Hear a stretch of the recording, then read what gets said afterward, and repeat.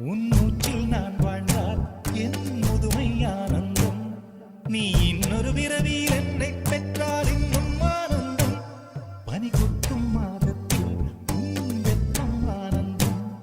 என் காது வரைக்கும் கம்பளி போர்த்தும் கருணை ஆனந்தம். சொந்தம் ஓர் ஆனந்தம், பந்தம் பேரானந்தம். கண்ணே உன் விழியா பிறர் கழுதா